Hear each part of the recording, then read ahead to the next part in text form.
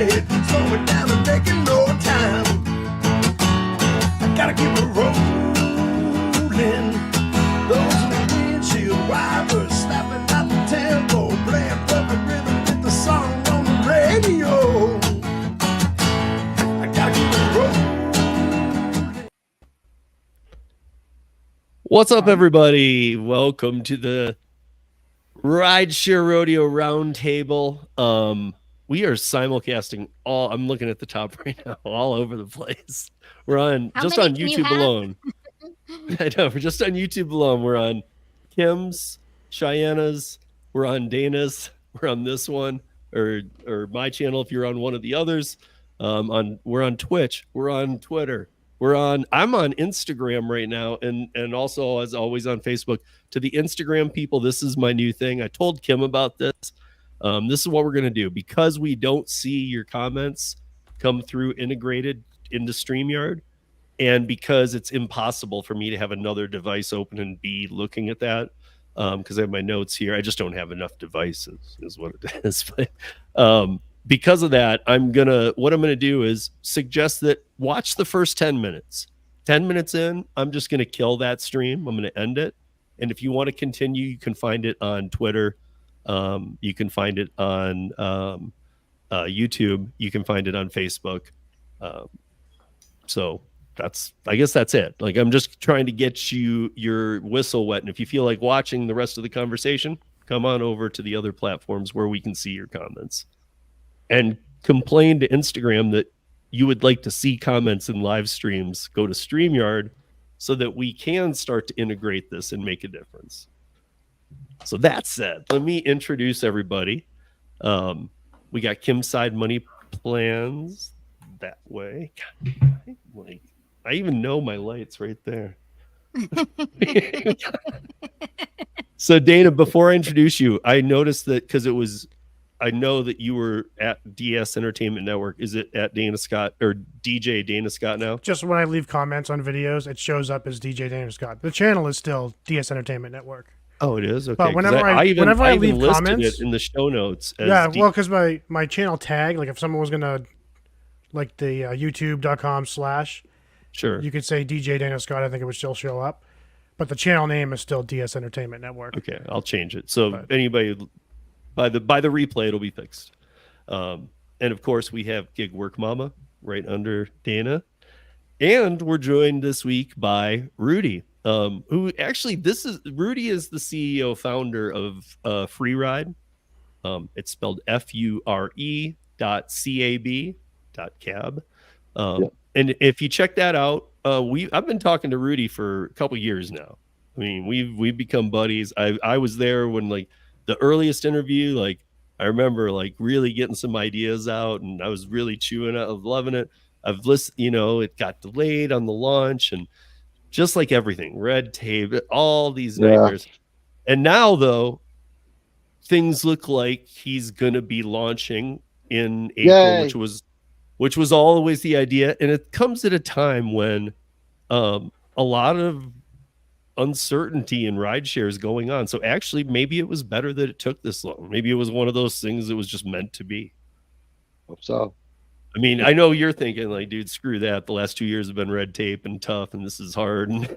But maybe it will launch better is my point. Yeah, building a startup's not easy. It's not for everybody. And especially building one where you have, Uber worth $1 trillion. You have Lyft, not even half of that now. Then you have these other incumbents that are coming on board, that especially in the whole thing that went on Minnesota, Minneapolis. That's just one ginormous cluster. And we're going to get to some of that tonight too. I mean, we're definitely going to get into that because as I put in here, we'll obviously talk on some of the things he's got going on. Because is it, first of all, let's clear up one thing. Is it in Philadelphia, or is it in, did I notice it's a different name, like where Josh lives, King of Prussia? Is it one of the suburbs, or is it? No, yeah. So the one that we're doing on April 20th is going to be a show and tell. The public and the press, mostly for the press, because that's who's showing up. Okay. But it's also for the public as well, just to say, hey, this is what we're doing. This is how it works. I mean, are This you is going to what the have a app car looks like. there going? No, the reason why is just more of an FAQ for the press, because the press wants, because I've been getting hounded a lot by the press of, we want to talk to you, so have some event or forum or whatever. And I had discussions of like doing some Twitter live, whatever, and they're like, no, we want to see video. We want to see the app in action. So that's what's going to happen on April 20th. So I don't know if I know you're on Twitter. I don't know if you have a YouTube channel that, like, I mean, I'm sure you do, but like Ramping it up. one that you've tried growing it all, but you should probably, if you're able, get that to a point where you can live stream this, I would think. Yeah, well, there's 10. The team right now is at 10, and we're, chipping away at this, and it's not easy doing this. There's a lot of moving parts to this. There's a lot of people to talk to. You're every day in meetings. Like today, I got hounded by the press again. I got hounded by the press yesterday. Yeah, like just talk to us for 10 minutes. I'm like, I could, but I got meet government officials. I got to meet city officials. I got to meet insurance companies. I got to meet with this and that. So it takes time. Like later, now I got to meet with the state later and talk about licensing and get a lot of other things squared away for other states as well. So it's not So easy. what states are you launching in, or what areas are you launching in? All right, so Easton is going to be first for pretty much the next couple of months, and then when June, July rolls, we're going to hit Philly first. Do the same thing that we did in Easton, do a Q&A, and then just roll with it for the next couple of months. After that, Easton is. yeah. So after that, we're going to hit Miami, Chicago, LA, Austin, Texas. And then after that, then we're looking at 4 to 5 cities pretty much on a quarterly basis. By the end of 25, we'll have close to about 1,200, 500 cities online. And then by Christmas of 25, we'll have 2,500 cities throughout the entire world. So why don't we, so I know a lot of people, I'm sitting here thinking like a lot of people have probably seen the 3 times I've spoken with Rudy, but now I'm thinking like there's probably some people going, what Tarantino movie is this? Because I have no idea what you guys are talking about. So why don't we use a quick elevator pitch here as to what Free Cab is? It's pretty much, it's an Uber pretty much, and you watch a couple of ads on your phone, answer a couple of questions about the ads. We take that data, aggregate it, use AI, and then present it to the advertising industry saying, hey, these groups of individuals like these ads. We can develop more ads like this, sell that data to advertisers so they can actually make better ads, better products, better services for us.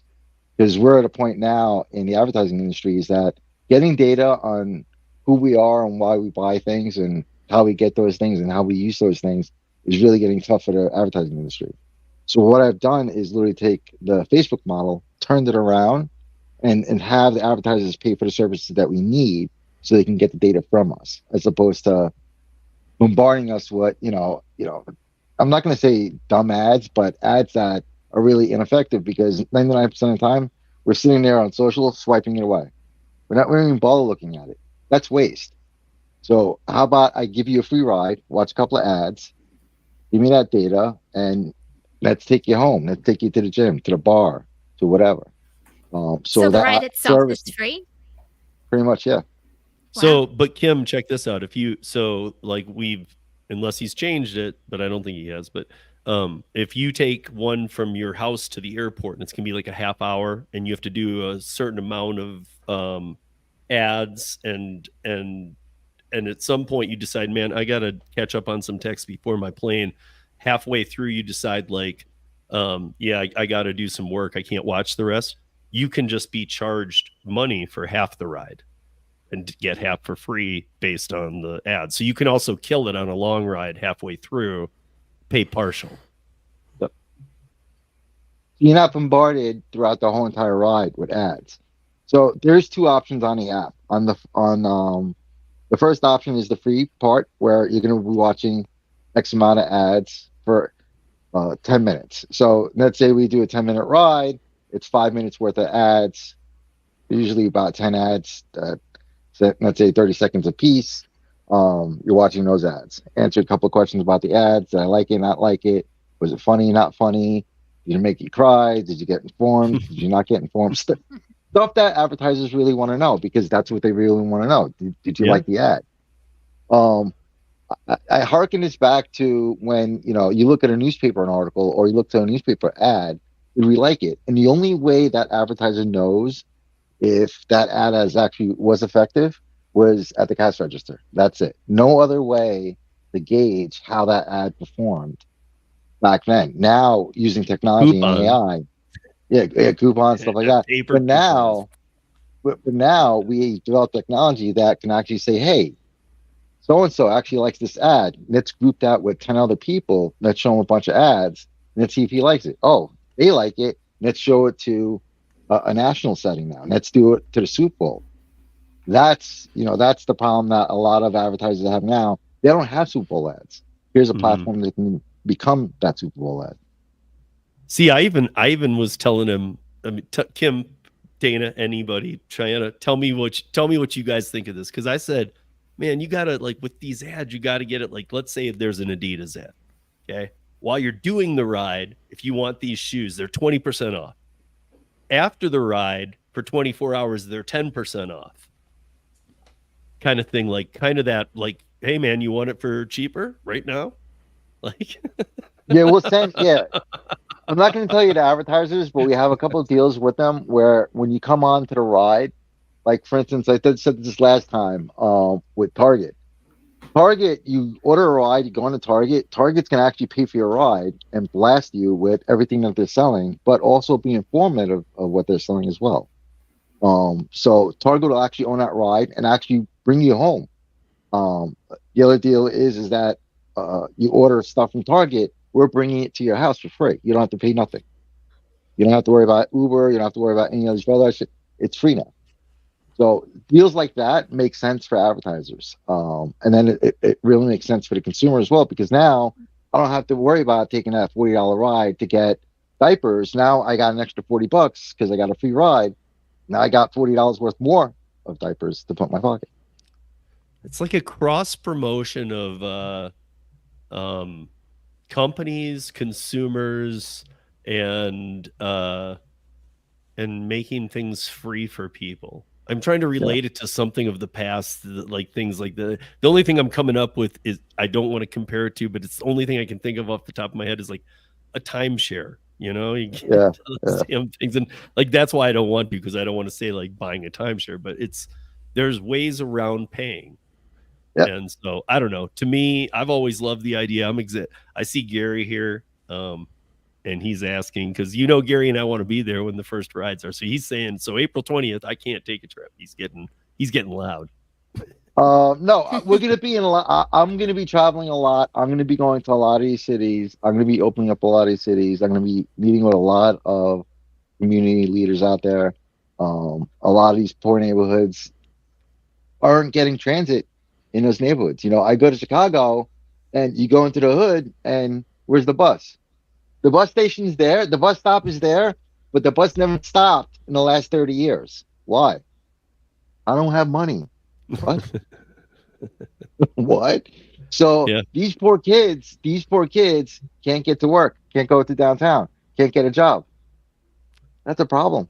And it's not only Chicago, it's a lot of cities across the United States and across the world as well.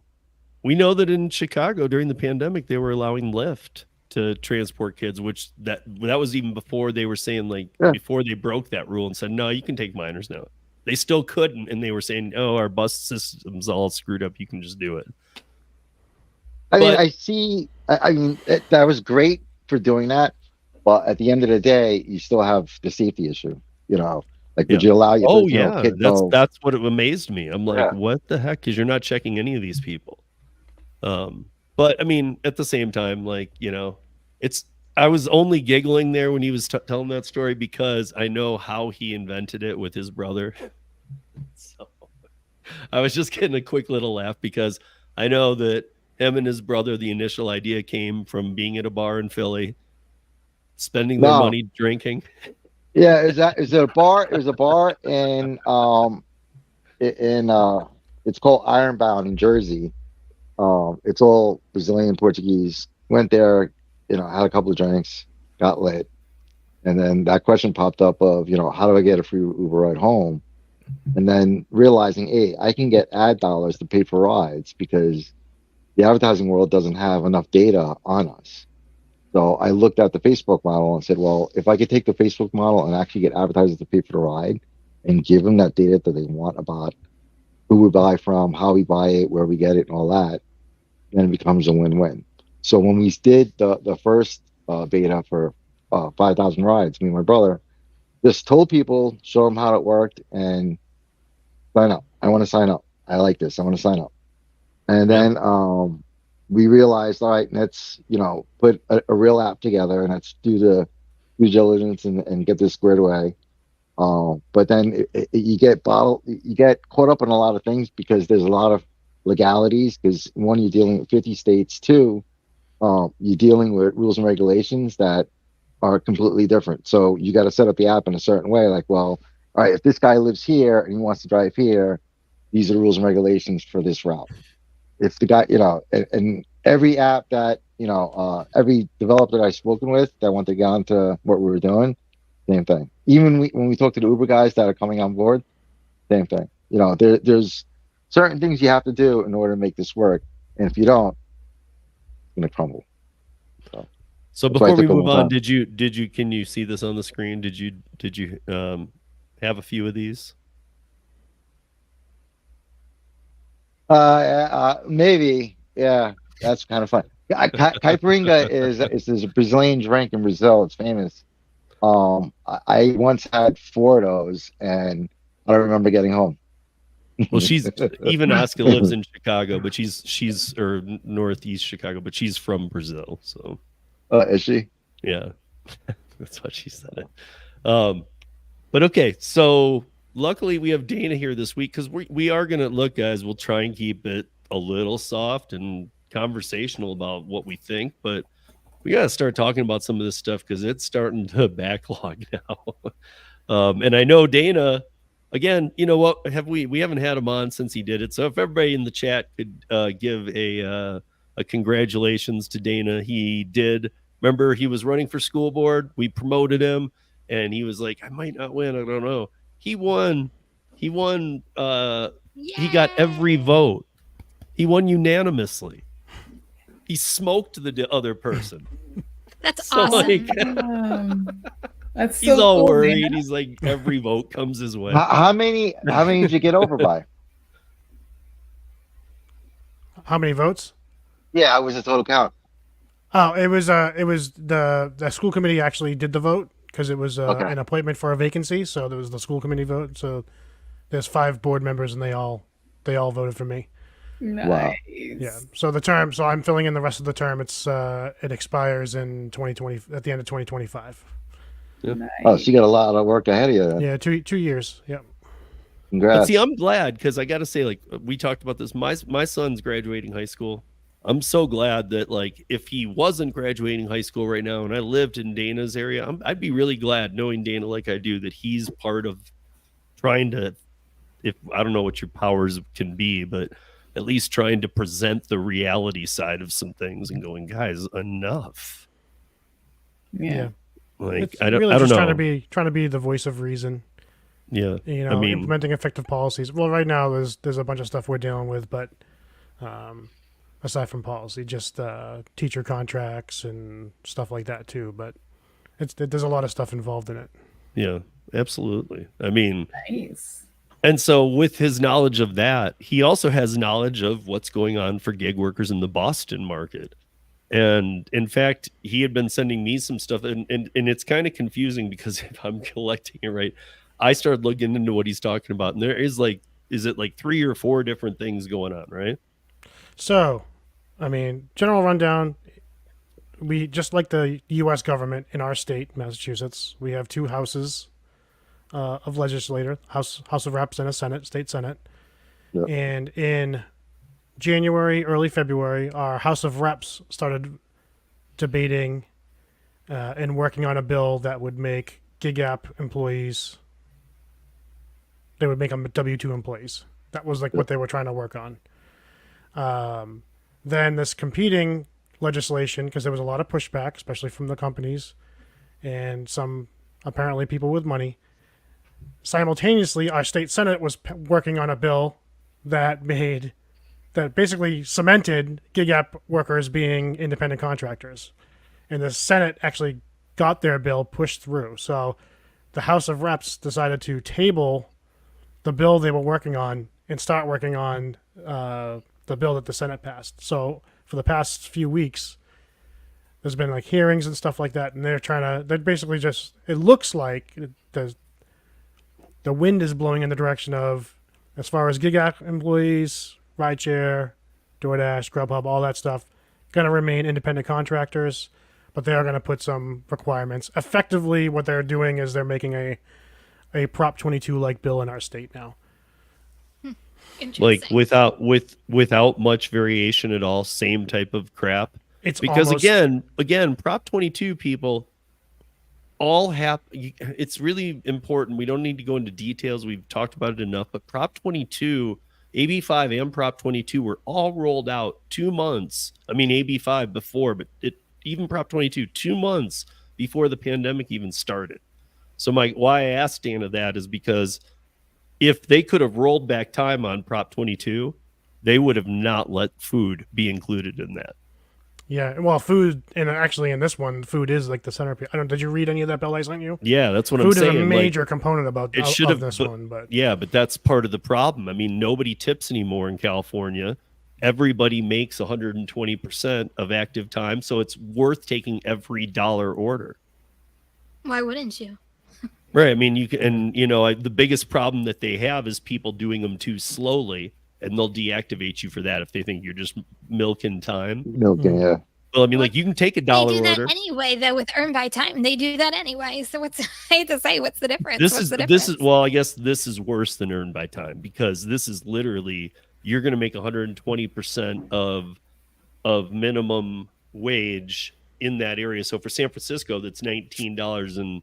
You're going to make $24 an hour working for DoorDash, and they cannot use your tips in that amount, just the base pay. So you're going to get any tips you get outside of it too. So it's like earned by time at 120% of minimum wage and guaranteed, and you get all the tips all the Crazy. time. Not just when it's earned by time available too. So, I mean, I guess my point is for a state, I've seen other states and what they're looking at. For a state to say that is the good idea, that's crazy. I know Biden's all down with that, and I'm not going to get political, but I know he wanted to see Prop 22. He kind of promised AB5 to the country. He said, we're going to do this everywhere. Companies won't survive. No. Well, and a lot of... That's not his concern. He doesn't. Oh, I know it's not the concern I mean, of his, he but literally, I'm just saying reality. He wants us all to have W-2s and be in a union. And the problem is that we did learn things from California. They killing AB5 created zero jobs. I mean, there's maybe like a handful of here and there's, but nobody that had their livelihood, their business ended. Nobody was able to go out and get a job. But for the most part, it didn't matter. Nobody wanted to, because they spent years doing that job to get that good to be able to do it on their own. They found a niche. They built a business. That's what America's about, right? You don't have to. I mean, we can be across the aisle from each other on this one. I mean, everybody should agree this is what America is. Yeah. Land of dreams. You should be able to start a business. Like, I mean, enough. Like, I don't know. And again, I don't know why after all the failures of California, because still to this day, AB5 by most people, even people who didn't used to think so, is disregarded as crap. So, I mean, like, why would Massachusetts want to do it? Yeah, well, I think the overall sentiment with the government now has been watching how it went with the Prop 22 after AB5. So they're really not. They haven't really. I think originally they were trying to frame it around the AB5 bill, but they kind of veered towards the Prop 22 type method. And so almost doing what we've said they should do, that you need to define the space first, but they still didn't define it, but they did. They're like, okay, well, the state is clearly trying to big workers. Yeah, our state is clearly trying to define it, and clearly trying to keep everyone appeased, so to speak, with being an independent contractor as far as the gig economy goes. And I think it's because they got a lot more pushback than they originally thought, honestly. So, because I think when they first started talking about it, like 2 or 3 years ago, they first started talking about this, and there wasn't much other than from the companies themselves. Wasn't that when your governor was AG? Yeah. Right. Yep. And so this woman's another crazy one, by the way, guys, if you really want it. Maybe Dana's going to say, no, she's really nice. I know her. But I know he's not. I know what her views are on how the gig economy should be managed by the state. I mean, she wants it crack and whip. Yeah. She wants them all. So that's the other question, because, and I spoke to some people that may or may not be in my state government recently, and, unofficially I can say that this bill that they're debating now is probably going to end up going through. Who knows if she's going to sign it or veto it, just based on her track record in dealing with it. So, but even just me knowing what I know about her, I'm going to say she's going to sign it. Of course she is. Dan, I want to ask you this. How many drivers are out there up in arms about this? Quite a few, more than there used to be. Well, let me add to that. How many drivers are aware of this? More than there used to be. More than there used to be, just because it's been a lot. Yeah. I mean, if you asked me like 3 years ago when this first started becoming an issue, I would have said like 10% of the drivers were even aware of what's going on. Mm-hmm. I'd say it's probably closer to like 65% of the drivers are paying attention now to what's going on. Right. So then what about then? What's the visual on this of those drivers actually seeing this? Like, is it in the media? Is it in the press consistently or no? Yeah. And plus, the media is a hardcore. That's why I'm surprised he doesn't think so, because she's a hardcore wanting this. When she does not want the prop. No, what I'm saying is she doesn't want the bill that they're about to pass. She wants that original. Right. She wants that original the bill. Worst one, yeah. Yeah, exactly. I was telling you about. That's the one that she wants. That's why I said this. Oh, this so other yeah, one I that see they're why you're working on? saying, will she get on board with this? I still think she might, though. But yeah, I get what you're saying. She's even worse than this. Yeah, I can see her vetoing this one that they're about to pass, which would be preferable, obviously, over to the other bill. Would she do that would she do that if the other option was it just stays like it is, though? Yeah, that's what I mean. Like could end up being what happens, unless she passes some sort of executive order for the state. But I don't know. I'm not quite sure what her limitations on power for that would be. Well, these days, from what I can tell, I mean, Julie Sue she's not even supposed to be in the meetings, and she's passing some of the biggest labor laws that we've ever seen in any of our existences, because the past 100 years, we've never seen labor laws changed by like they are now under Julie Sue, who doesn't even have the right to change them. So I'm guessing in politics these days, you just say, I know this isn't my job, but I'm going to do it anyway. Tough shit.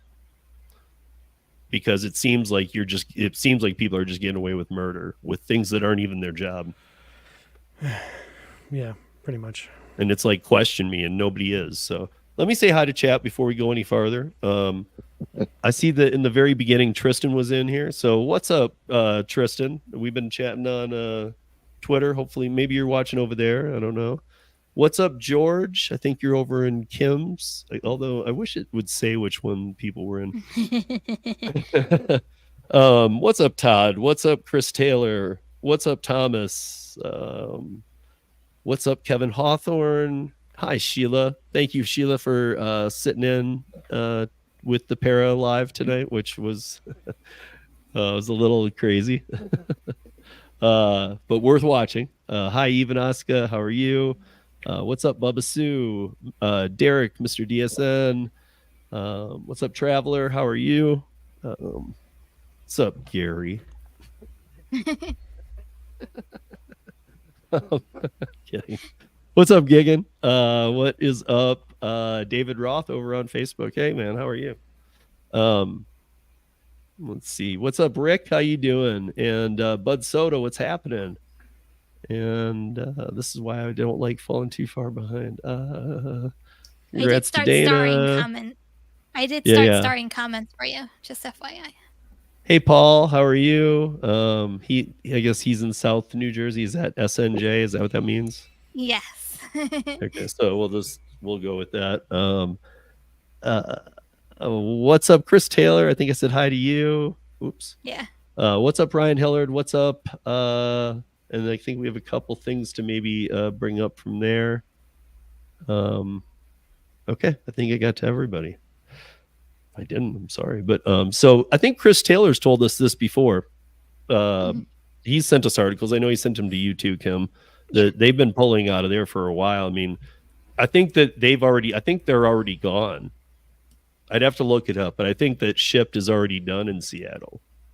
Well, yeah, I mean, maybe not Washington State. Maybe that's what you're talking about as a whole. But since Seattle's like 80-90% of all the volume they do, I know they left there when that city ordinance went into effect. So they've been done there for a while. But again, we also, if we have time tonight, we have that on the list because every news media source is putting out the same article, even though they were conflicting for a while. Seattle wants those gone. They're done. Even the people who pushed for that legislation want it gone. It's wrecked. It's not working. Bottom line, independent, period. You guys, this is my perfect segue chance to say, please, please, please, please, please help Mike Karubi and I get these videos in. If you didn't notice, I dropped a video on Monday with Mike. It's only 10 minutes long, and I was trying to showcase those of you who have done videos like Kim, Dana, Cheyenne. I asked to do one, but she's in Canada, so it's a little different. But I thought maybe she could give a take. Like, I know you've watched some of the ones we've done, so like watch them and give a take on like, geez, if this happened to me, like something along those lines, because I could put a Canadian spin. Yeah, that's what I mean. Like, I just really don't know. Like, are they gonna be like, oh, okay, well, whatever. Like, I don't want to like. Well, that's why I was just telling everybody, make sure you watch the 10-minute video I dropped with Mike on Monday. It's kind of a thank you, but to the people who have already done it, but it's also we exactly walked through what these videos, what happens the second you upload them. You can be like, hey, leave my US peeps alone. I'm just kidding. Yeah, it really doesn't matter what you say, you guys. And if you're like 30 to 60 I want to put seconds on it, because I want it to mean something, right? But I mean, I'm not there. You could even do something like, geez, I can't believe that, like, we're at a point you have to say that, or you guys are at a point where you have to say that you need flexibility and you need, like, I mean, isn't that? I'm baffled. Yeah, I mean, it really is like that's, and it's not just gig apps. It's 71 million workers. It's 40% of the American workforce. It's ridiculous. And they've already started doing it, like in Kim's state and in Massachusetts and Dana's state. Like you can't be a. I'm sure Dana might add to this list, and I've seen more for New Jersey too.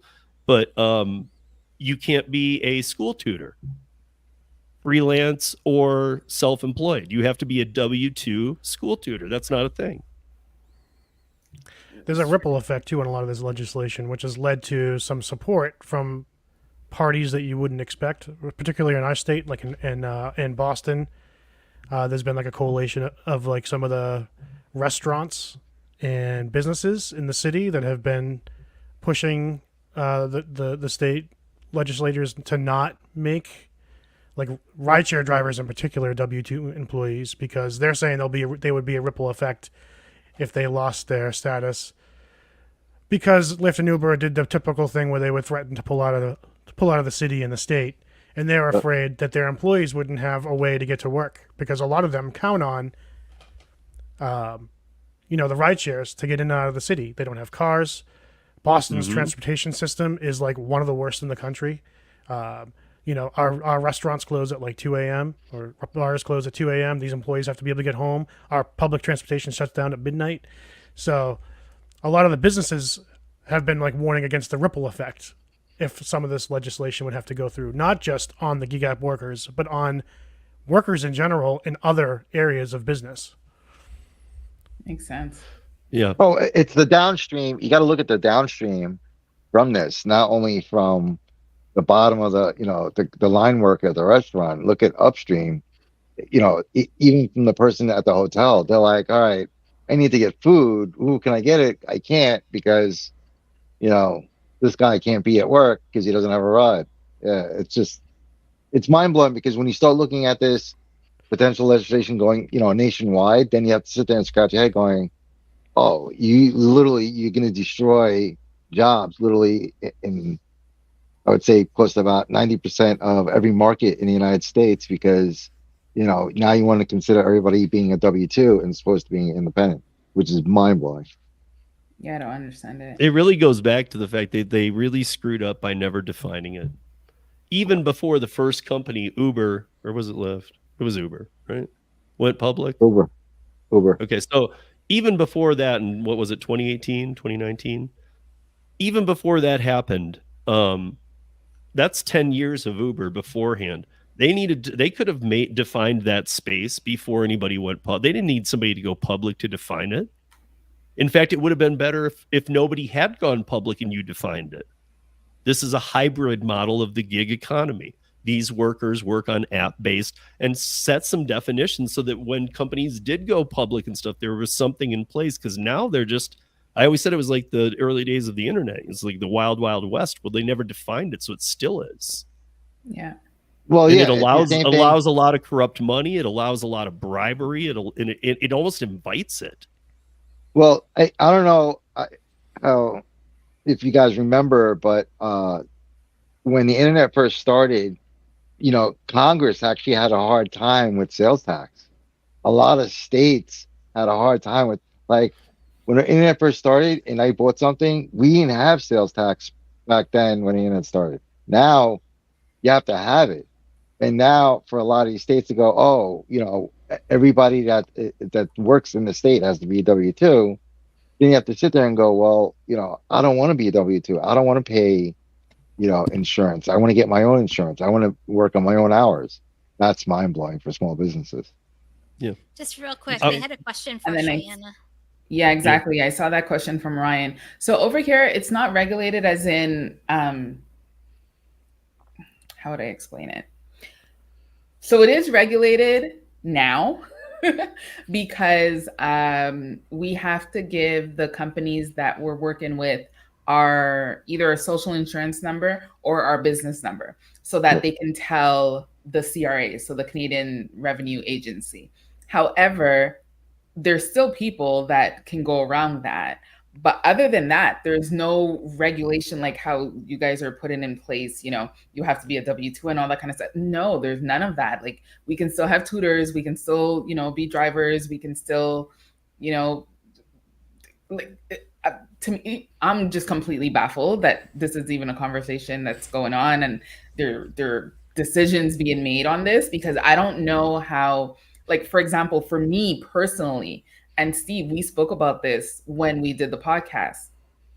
I need that flexibility. Like, I went out to work. Most of us do. That's what these videos have been showing people. Exactly. I went out once since this new year because it's been insane here. Like, we've been so busy. Now, if you're telling me that I can no longer have that flexibility to go out whenever I need to or can, where does that leave all the mothers? Where does that leave all of the fathers that, you know, they're taking care of their children? Where does that leave the person that's taking care of their sick parent, but now they have like a 3-hour window and they want to be able to go out and make some money? Like, I don't know. It's, yeah. So if that comes here, like, it would be insane. It would. But what I was going to add to what Cheyenne was saying, for those that have missed previous episodes, we've talked about this. So basically, we even joked around a little bit about it because up until now, these companies haven't needed your what would be a US EIN number or a social. No. And it's just kind of been like, none of us were comprehending the tax thing, because she's like, well, I mean, you just pay it or you don't. Like, it was just like, what? What the hell do you mean? Like, I choose don't. Like, you just had to declare. Like, it kind of went on like an honor system, as I mentioned. Like, since the companies weren't telling the CRA how much we were making, it was up to you and the company. Right, to be honest. And so I'm thinking, like, you're an nobody was doing contractor. it. You're the one responsible to pay your taxes. But nobody. Who would ever do that? Who would ever file their taxes? I did that. That's just me. I'm like that A type. Well, I'm like former accountant here, so. But she also did say they do have people who do audits, just not like to the level we do. And I was thinking, well, okay, so if they come and do an audit on you and you were a full-time gig employee and you're just like, I just spare changed it all year, like, then can you go to jail for taxes? Okay, so here's the thing. They say that you can, but I honestly do not know or have heard of anybody that has gone to jail for not paying their taxes. But they say that you can. Like, they say that they'll send a bailiff to you. But I know your population for area isn't anywhere near how we populate the US, but I got to say, like, I don't think you guys have a lot of people. I think you have to like kill multiple people to go to jail in Canada. Well, yeah, it's I mean, like, you really have to commit a lot of crimes for them to go, we're going to pay for this. It's actually funny because they're very, how would I say it? You would think that, but then, so there's this thing going on right now in Ontario and Toronto where people are getting their cars stolen left, right, and center. Like, it's insane. The percentage, I think it said it went up by 400% within like a month. It's crazy. Now, the reason for that is because I know in certain states, let's say someone breaks into your house, you can defend yourself. Well, over here, you can get in trouble for defending yourself, even if they break into your home. So it's to the point where, and you're seeing all these videos now where they're comparing Florida to Canada, because the police chief here is telling people to leave your key fobs at the front door because people are breaking into people's homes to get their key fobs. So they're like, instead of hiding it or whatever, because then you're going to get hurt, leave it at the front door. So if they break in, they could take it and they could take your vehicle. Like, it's to that here's point. Free range to my car. Like, that makes no sense. It's insane. But that's because we would actually get in trouble as a homeowner and get arrested if, let's say, because we're on YouTube, for breaking into my home. So it's like, yeah. So basically, don't kill me, just take my car type of thing. Pretty much. Like, it's really bad. Like, it's a running gag. All you need to look into is like car theft in Canada, and Montreal was already pretty bad, but it's worse. But as you put it too, it's much harder to get a gun. So it's going to be much harder to get me out of my car. Get out. It's harder to get a gun legally. You don't have a gun, dude. I'm not getting out. There's a lot of they probably just crossed the border. Wow. Yeah. So it's pretty crazy. I think Canada cares about their border. I'm just saying. It's insane. It's not like the other border that I'm thinking of. So even no, it's not that they rather you get killed. It's that they're saying the people coming in, they're not there to actually hurt you. They just want your vehicle, because it's a big thing. Like Montreal, that's been a big thing, stealing vehicles. But in Toronto, now it's even worse. So they just want your vehicle. They don't want to actually hurt you. That's why they're telling people to leave the key fob at the front door, because then they're going to break in, take it, and go. Pardon? Doesn't crime escalate? Like, most crimes escalate. Like, it starts like here and then it keeps going more and more and more because you can get away with more stuff. So won't crime rise because they can get away with more stuff? Exactly. Like, it's insane. And no, we have no right to protect our property over here. So wait a minute. Can you mace somebody that doesn't have a gun when they're like, don't forget, we're not allowed mace. But you can't even mace them. Canada has a lot of crazy stuff that you can't do. How about bug spray? Can you spray bug spray at them? So, yeah, I'm assuming. Like, I carry coyote deterrent. That's what we're allowed to have here. We're not allowed to have mace. So like in that video that I did on like how to stay safe at night, I mentioned coyote deterrent you're allowed.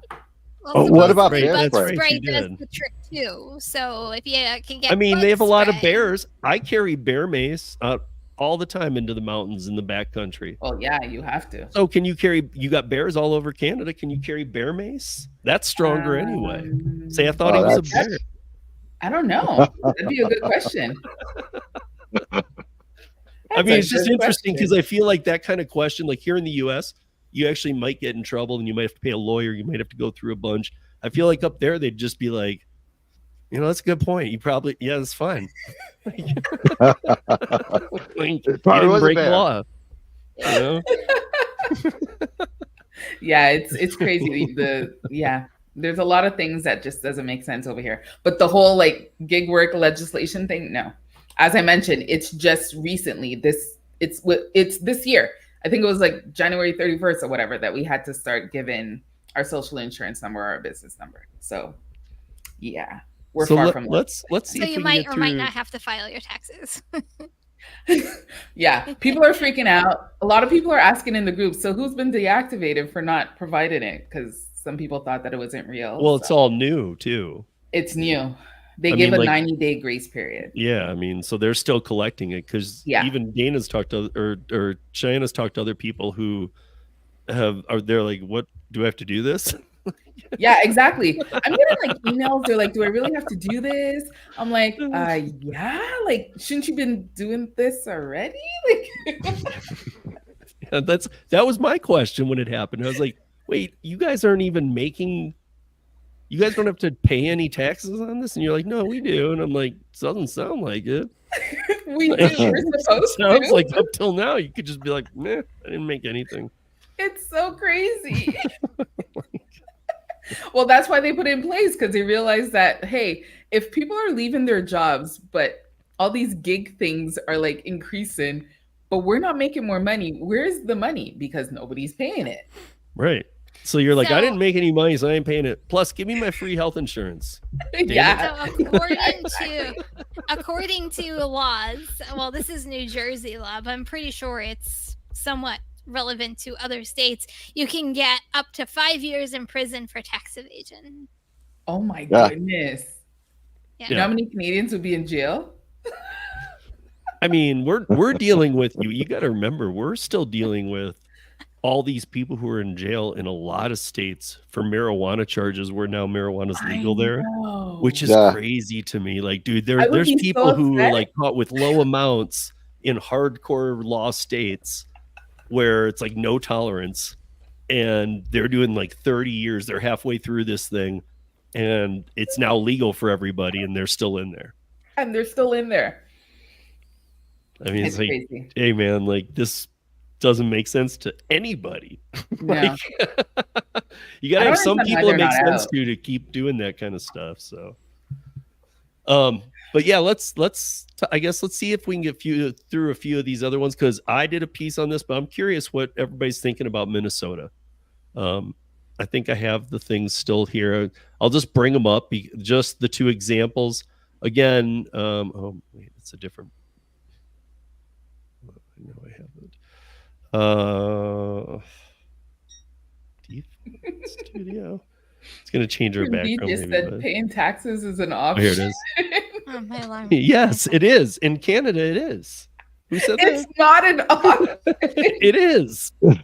Tomorrow, someone's gonna get a knock from the Royal Mounted Police. They're gonna be like, hello, we need to talk to you. You know, you said some stuff yesterday that, you know, we need to have a conversation. But then she can just invite him on next week's live stream. We'll say, let's clear this up, because I'm really confused what you guys are doing up there. Oh, because the first time she said it, I think all of us felt like we were in the round table. I think we all you guys were so confused. Kim, wait a minute. You've never had to pay him till now. We all instantly jumped to the obvious. So you've never had to pay taxes till now. Now you're pissed about it.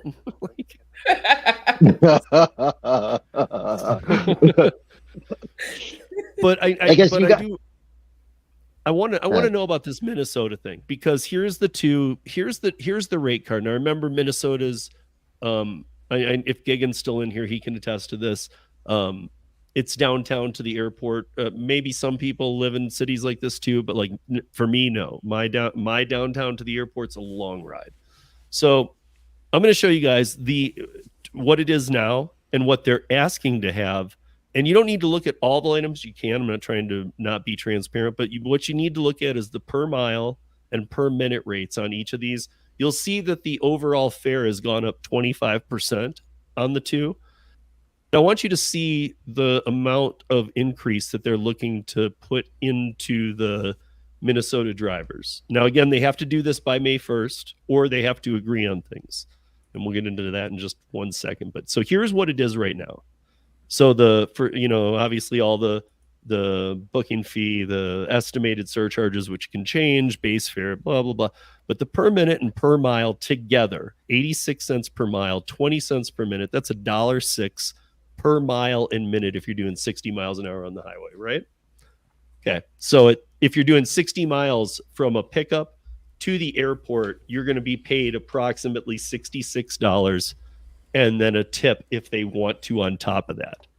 Now let's do the same 60 minutes, 60 miles on the new rate.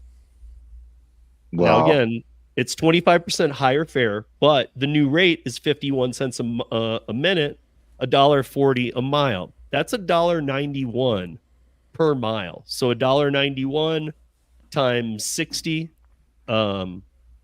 You're getting up over $110 an hour at that point. So I guess my question becomes, did they way overplay their hand? Because I think they did. I mean, for a fact, I know that people have been saying to me, they'll never leave a state. We've been waiting for them to actually do something like this. My thing is, I think they'll come to an agreement. I think the agreement won't be much over what it is now. The 20 cents a minute, 86 cents a mile. I think maybe it goes up a little. 20 cents on the mile, 5 cents on the minute. But they're not getting this. This is why you see the articles that say Uber and Lyft are leaving Minnesota. Steve, I think it's going to probably be somewhere under $10, and it's probably going to be less than 30 cents. Because if you look at the rate, if you compare the rate cards to other cities within Minnesota, they're not as high, but they're not as low. And they're very comparable. So when you compare them to others, because I seen it yesterday, and I sat there and I was like, well, here's the interesting part about that. Because when I started looking at the rate cards for us for Miami, Austin, and Chicago the other day, I sat there, I was like, what's really interesting about this is that if Minneapolis actually passes this, that means every city in the United States, their rates will literally go either 2x or 3x or even in some cases 10x, just for the fact that because now drivers have to get paid X amount per ride. Yeah. Oh, of course the rate increases. We already know this. The rate increases by a lot. And their new fun thing is to put the cost that the city passes right into the line items for the customer to see. Hey, this is how you got screwed with state legislation. They actually are passing it right along now. And we actually looked at some of the California ones where they're making money on Prop 22. Well, it's because it's almost like they found a way to go, you know what? Let's just charge them $3 instead of $2. And now they're making $1 too. Yeah, it's almost like it's going into a slush fund. Yeah, I mean, I really don't know what to say about it, because I've always said I don't believe in this type of thing. Like what we're going for, transparency to the customers, and go after the things that we can first, because this is just them until there is definition. These are how they're going to skirt tail all of the legislations. I mean, we're seeing more and more and more. I've got 4 up here today. This is one that we just don't know how it'll look. I do know we have heard that Uber Eats will stay. They have said Uber Eats is in place. We are staying in Minneapolis, but they said we are ready. They've basically prepared. We're leaving on May 1st. They ain't leaving. Well, I don't think so either, but they're going to have to find a deal, because I can tell you this. Here's why. For those of you going, hey, here's the current rate, here's what they want. If you think that this is what you're going to get, you're crazy, because if they give that rate, every state the next day will say, we want that too. Exactly. That's why I said. So it's almost like a draw, because it's going to be like, man, it's going to have to be much closer to this, the rates they are right now. And Minnesota is one of the one place where I can say these drivers have been at it for a while. I don't know that they're going to accept the bad offer that they're going to get. So I don't know how this will end. I mean, and even if they do leave, just let's be honest. They did leave one city once. We've seen it. They were begged back within 4 weeks. Austin. Well, but then look what but then Austin got cocky and said, well, we can make our own. Right. And they had 3 startups that all failed once the giants left. Yeah. My point is, you need the giants around even to start up anew. Yeah. It's crazy. Yeah. Well, that's the thing that, I say to myself, the question becomes of, on a nationwide basis, that rate card, on a city per market basis is going to be bananas, because then everybody's going to go up in arms going, those guys did it. How come we can't do it? So you're right. I think it is going to come to a draw, because in my mind, that's a big market. Yeah. Even though for them to say, oh, it's a tiny market, listen, it's one of the biggest markets in that state. You leave that state, you're not going to walk away with any money. End of story. Mm-hmm. No, it's probably, I'm not surprised, like 3 of their markets covers just that one market. Yeah. I mean, they were saying the state. Now they're not saying the state. I don't even think they're saying the Twin Cities anymore. I think they're just saying Minneapolis now, because this became Minneapolis council thing. And then the mayor, like they last time they passed it through. And if you remember, the governor a year ago in May, had to veto it. And that was the first veto of his 30-year political career.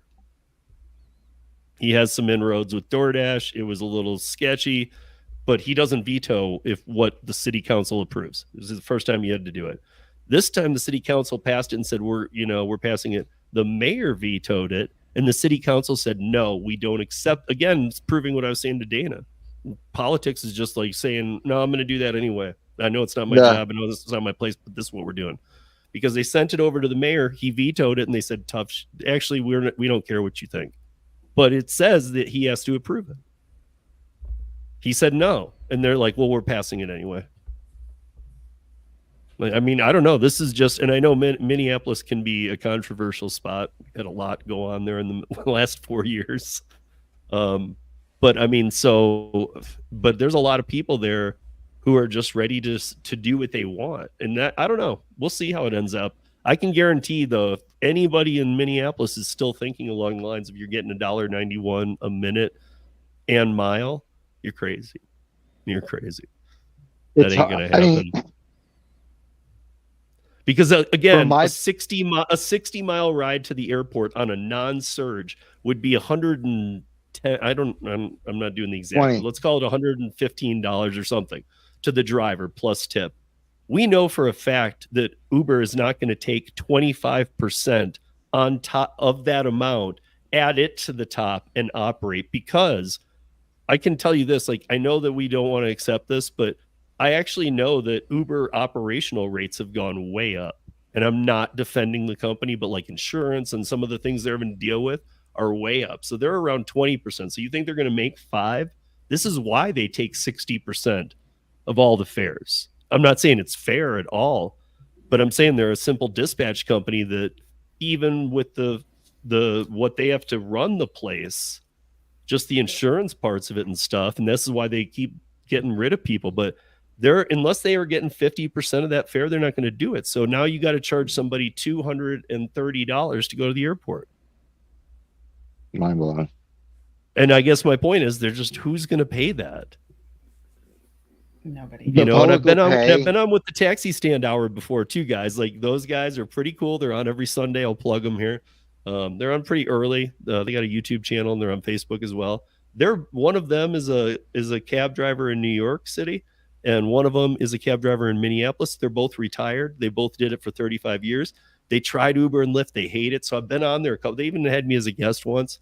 But there's only 39 registered cab drivers in Minneapolis right now. Can you imagine, like if Uber and Lyft does leave, like, geez, yeah, it's $1,000, man. Where you want to go down the block? $1,000. Like, you can see that get out of control, dude. You think you hate cabs now? Just wait. Like, all the cab drivers from Canada coming down. Yeah, I don't know. Where'd you make your money? Oh, it wasn't the United States. So it wasn't the United States. And then we have Seattle City Council committee. When was this? This is today. This is in Capitol Hill, Seattle. You can find it. I'll put all the links to all of these, and even if we don't get to the last one here after, even we'll touch on it though. I'll put all the links to all this stuff so you guys can be looking this up, because we got other states for next week too. But the Seattle City Council will begin debate Thursday, today, on Seattle's minimum wage for app-based delivery workers, just months after it's implemented. The council's Economic Development Committee, chaired by Council President Sarah Nelson, will hear reports on the impact of the minimum wage requirement approved by City Council, but put into effect this year. According to the analysis completed for Nelson, network companies like Uber raised delivery fees and service fees, and some added a Seattle specific fee. That's the one where they're passing along it, and in some cases they're being questioned if they're making money on it already there too. And fewer customer orders and longer wait times for workers to receive. So we have that. I mean, this is now the same group that demanded this happen. Like 80% of them are now on the side of just removing it altogether. And I guess this is the problem, guys, is, don't push for too much. Everybody got all excited. Like, look at what Seattle's going to make. We need that everywhere. It didn't work. It didn't work in 1 month. In 1 month, they're done. Okay, this isn't working. We've lost, the company's lost all their customers. They're not even fighting over them anymore. There are no people don't want to pay that much. And they don't want to see these line items from city council. And, these, again, you got to remember, if you live up there, think about this. A lot of us probably don't order the food through the platforms often, but look, if you see a line item, and you're now seeing all the line items, and you see a line item that's like $4 because it says city council regulation, all you're thinking is how high a taxes you pay to live in Seattle. So you're like, why the hell am I paying this too? And you're not even blaming the company. You see that, and you see it as the city. When really, like, the hope of the city was that they wouldn't have done that, and they would have just been like, yeah, this is us raising the prices. But it brings your eyes to it to make it look like, hey man, this is what they want. I mean, they just, but now all the people who were so sure after it was going well for the rideshare, again, they're only talking about getting rid of the food. And that's what I think. I was shocked at the beginning of this year when they added the food.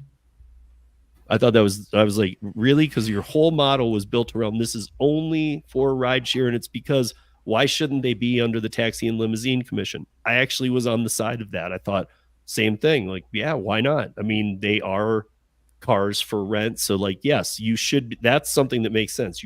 You could be working with the TLC. Okay. I'm not going to get too hot about that. But when they added the gig work one in, I'm like, this is just going to not work. Nobody's going to get orders. You're just making them see these like high dollar amounts and go, I want to make that. Well, you can't make that because nobody's going to be paying that. So it just doesn't work. And that's the problem. So Seattle, I mean, I guess they're pushing for this as very quickly too. They want this removed before May. So that failed. I mean, we don't know that for sure yet. A lot of this seems like unintended consequences, like not thinking through. But that's exactly it, Dana. You just said it. Not thinking it through. Like, what are these people doing? Like, I don't understand how you go into a meeting, and I know they're smart people. They're not stupid. But how do you go into this meeting and come out with the thought of, you know what, let's make it so that active time, they make $30 an hour. Okay, there's some doctors that, I know that's low, but there's some doctors who make $30 an hour. Like, again, it's not even near minimum wage. What are you doing? You're like making up this false minimum wage that limo drivers don't make. Mm-hmm. But you're demanding an Uber X car gets paid that? Come on. Like, it just makes no sense at all. So, Christopher Taylor, I see you're gifting out some memberships. I appreciate you, man. I see you did over here. You did one for Kim. Thank you very much. Always appreciate that. And what he's putting, and he also, Christopher drops a link a few times. I see it right here. I'll put it up even though you guys can't click it, because this is the link to drop. Please drop if you're a gig worker. Like I said, Dana and Kim already did it. But you can be Tony the Driven Dad. Ellen's in here. Pretty much a lot of people. We have almost 30. But record 15 to 30 seconds, or 30 to 60 was what I was telling people. But even 15. Your first name, state or city, whatever you're more comfortable with, saying, you know, like, I'm Steve. I live in Colorado. I want to remain an independent contractor because I need flexibility with my time. I'm a full-time parent. It can be that easy. Or I'm Steve. I live in Denver, Colorado, and here's why I prefer to be an independent contractor. Just keep it positive and talk for a little bit if you have some other things to say. But you can, if you're thinking I don't have much to say, just say something. And what I will say is, you can also send an audio recording if you don't want to do a video. The videos have been extremely powerful, and that's why I said please go watch the video that Mike and I did. Because I think that there's a lot of benefit to that. And I think that in there you see that, like Mike says in real time, that some of these come through. Like, there was a really good one done from a friend of ours and a friend of Rideshare Guys, Nathaniel. Kim and I had the pleasure of meeting Nathaniel out here in Colorado this summer. Great guy. He actually helped a politician. That video he made helped a politician because Mike was able to get it to that senator in real time when that senator called him that day and said, hey, I'm a little confused on a bill. What do you know about it? He sent him a minute video from Nathaniel, and he pushed him to the direction he needed to go. So Nathaniel, if you're watching, like, and I already reached out to him in an email, if you're watching, you made a change with a senator. So, I mean, think if we had more videos. So just keep them coming, guys. You don't have to be a content channel. You don't have to, you could be anybody watching this or listening to the podcast or whatever. Just make a video. The link's always in the notes, and just upload it. You don't even have to create a Dropbox account or anything. I've just set it up as public, so it just will upload it. And then Mike immediately gets it into the hands of the people who need to have it. And that's what we explain in the videos. So, yeah, that's about all I wanted to plug with that, because I think it's super important. But so let's at least hit on this other state, because we got more states for next week. I mean, I was surprised. They're really starting to come out now. So the Utah portable benefits thing that we had touched on but never really talked about is actually being retitled right now. So they are still only pushing for that. And again, this goes to like what I've been saying, that, you know, maybe a lot of you aren't stoked about this, but I'd rather have this than all the other crap that they're trying to push, like dollar amounts, dollar per mile, like, because that can change and inflation can hurt us and whatever. They'll find scams and they'll push it along to the customer. It'll kill the volume. But Utah had all these same things being shoved down their throats. Let's increase the amount they'll make. Let's do this. Let's do that. Well, Utah decided last May, they passed it, and now it's being revisited, but for the better, as far as I can see, which is they said no to all of it. Nope. What we want to do is establish portable benefits based on the time you work multi-apping. They even use the word multi-apping. They seem, you know, I live right next door to Utah, and it's a weird state. Hi, Utah. I mean, I go there a lot because I love to snowboard, but it's a strange state. I'm gonna be honest. But to find out that they're like really in front of a lot of us, because this is what makes sense. Make portable benefits because people aren't thinking that way. I mean, this is like looking into like potentially even having some claim to some unemployment, some money put away for medical. And basically, like, think of it like a 401k. Like the apps have to match your time active on their platforms per month in a monetary amount towards either savings or medical or things like this. And I guess my thing is like, I know a lot of drivers who'd be like, I don't want that, but I don't want legislation, period. But why would this be bad? I can tell you guys right now, I'm looking at a lot of states. Some states haven't really made their move on anything yet, but I'm looking at a lot of states who are starting to. Most of them are just going about it so backwards in my book. This one seems logical because they're looking out for the future of people. They're not, they're not saying that, you got to do this, that, the other. They're saying that, listen, if you're going to be working, we're going to kind of look out for you because I know that a lot of people have said, I am only in this for the short haul. This is a stepping stone to where I'm going. And we also know W-2s aren't as solid as they used to be. We know that, don't get me wrong. If you got a specific plan, go for it. But I mean, this is a comparable, decent work. So it's, and it's on your time, and flexibility has become such a big thing that people who said they were going to stepping stone out of there, I guess I should have asked a long time ago, what is your time frame? Because some of those people 5 years later are still doing this. Or a lot of those people. They're just doing it on more apps now. So I guess my thing is, why wouldn't you want some kind of future for you being taken care of by the companies? Again, and the companies actually, from the articles I've seen on the Utah portable benefits, they prefer this. So somehow financially it works out to their advantage too, but they actually are taking care of you on things that a traditional W-2 would have taken care of you on, that we've all kind of waved to the side like, hey, flexibility is more important.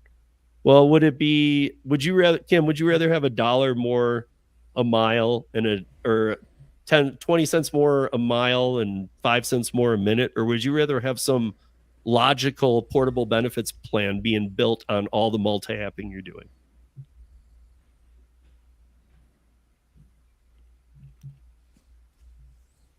Still muted. Sorry, I forgot to unmute myself. I was on mute the whole entire time since my alarm went off. Wow, you guys didn't tell me that. I didn't know. Anyway, I would probably like the benefits more than anything else, just because I feel like I can make my money my way. I don't think I need anything extra. I mean, and maybe it doesn't have to be health. Maybe it could be your choice. Like, do you want it in like a 401 hybrid 401k type setting? So honestly, it's like, I do my own investing, so I don't know whether 401k would benefit for me. Like, for me, it would be more. Well, so not 401k. I'm just saying whatever it be. Yeah. To me anyway, I'm there too. Like, I think that it's way more to my advantage to have legislation mean something like, okay, this means that you are this is how, and there's actual math. You can do it and see it, and it makes sense. There's not just, hey, this is our rule, we don't understand it, but live by it. It's more like, hey, here's the math. If you're working, and they've got multi-apping in there. They've got multi-apping in the wording.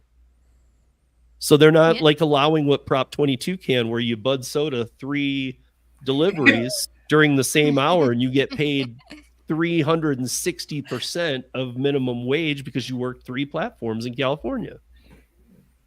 But soda's a verb now. Yeah. But yeah, you guys, there's so much more of this to come too. Yeah, I see Gary saying, so Gary, that's one way of looking at it. How I see portable benefits. Yes, just give us more money. Maybe that's an option. Dude, But again, what I guess I'm saying I don't like, Gary, is when they do the amounts, because those amounts are getting written into legislation. What happens in 2 years when that amount is like half of what you need to live? You think they're just going to double it up because out of the niceness of their heart? No, they're going to take it to court. They're going to keep it. They're going to try and reduce it. And they're going to find ways to manipulate, like New York City. And for those who aren't familiar with New York City, when they passed that, DoorDash literally came out and made a public statement. You guys can go Google it for yourself. I believe DoorDash has it on their website that they will throttle you at 65% of an hour. Because some people were like, wait, it's 50 cents a minute per active time on delivery platforms. And I was like, do you keep seeing the 1863 number? And they're like, yeah. What is that 1863 an hour? I'm like, well, DoorDash anyway said 65% of an active hour is all they'll let you work. And that's 1863. So what they did was said, okay, they made us say 50 cents an hour. Well, we're gonna make it so you guys absolutely can't do that. And I my point there is when you put a dollar amount on it, there's always a way to get around it. You're inviting these crooked companies who we all decide to I don't want to say partner with, because that was an old Uber term that really bothers me because we're not partners, but that we decide to contract with on a case-by-case basis. But we all, let's be honest, most of us don't have a lot of good things to say about the way the companies operate. But we just choose to independent contract with them because we can make some money here and there. I mean, that's kind of common. A lot of times you hate your boss at a W-2. It's not shouldn't shock anybody. It's just, it's these companies are very greedy. They came in low and they've so quickly, like those honeymoon periods for a new app is so short now. Yeah. They can saturate a market in a week. Can I stop you just for half a second? I just want to say Ellen's son is watching, and hi, Ellen's son. I just want to say a quick hi. Oh, wait, where is his? Where did I see that? It's his birthday too. It's his son that has happy birthday! I didn't realize it was. It's his 18th birthday. Happy birthday! So big shout out. Happy 18th birthday, Owen. So that's amazing. Yeah, I didn't even see where that was said. Oh, it's Ethan. It's Ethan's. Okay, I thought it was Owen's today. Well, hello, Ethan. Yep. So, no, the other son. Donna loves her boss. Well, happy birthday, Ethan. And happy birthday, Sergio, tomorrow. No, I think I got it. Oh my God. Woo! I know more about Ellen's children than she does. Well, happy birthday, Owen. Hi, Ethan. Let's rephrase Wow. this. First of all, hi, Ethan and Owen, and happy birthday, Owen. I just wanted to say hi. That's the only thing I wanted to do. Look, at least we made it all good. So he's smiling. So oh, too funny. But you guys, I've had it rolling across the bottom. Make sure to check out FreeCab, FURE.CAB. Just take a look at it. And then check out Kim's Side Money Plans, who literally is live more than anybody I know now. She's like the Truman Show. She's like, I mean, a live ends of Kim's and another one starts like 11 minutes later.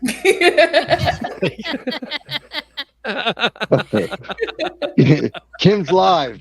Kim's live again. Serious. And I know what she's doing because it makes a lot of sense. And the new, it won't make sense to some of you guys, maybe not in the space at all, but like if you're doing vertical lives, you now get put into the shorts feed as well. And I was, when it first started, I was like, whoa. But then I started thinking, okay, well, maybe, maybe some people do stick around. I've done a few too. The view counts are way higher. My watch time average is way lower because of the shorts people. I'm sure Kim's seeing the same thing. So if I did a live before for Curry, I'd have like 250 people in there in an hour and a half. And the watch time average would be like 17 minutes. Now I'll have like 1,000, or 1,200, but the watch time will be like 2 minutes average. So it's like, but I do get some new subs. I have had some new blood asking questions. So there's give and take on it. But hey, Tristan, I don't know if you've been here the whole time, but I was trying to shout out to you earlier. So, but what were you going to say, Kim? But no, the lives. No, I was gonna say, the whole reason why is I've been doing ride-alongs for how many years now. So now I just do them live instead of spending hours at night editing. It's kind of that's the other thing, the uptick of it. So I don't have to edit until 2 o'clock, 1 o'clock every single morning because you're live with me as I'm doing it. So it's been a lot of fun. Connecting with people that I normally can't connect with at nighttime. So it's a whole different bunch of people that I'm connecting with, which I think is awesome. Yeah. I mean, you're still doing, am I wrong that you're still doing edited videos too? Yeah, that too. I mean, I'm saying like, maybe it's not as much and maybe it's not as much stress, but you're still doing it. Yeah, and then on this side of me, we have to thank Dana for joining us tonight, because Dana is a school board nutcracker now. He is gonna bust some balls for all you people trying to pass that crap onto our children, dude. And I trust this guy. I know him well enough to know that, like, I mean, at least you should tackle that whole what was it that you were talking about with your son, where to graduate they have to get student aid? You know what? Did we not readdress that this week? That's more common than I thought. There's an article in the New York Times. It's everywhere, actually. It's most states have it. Most states make you do it now.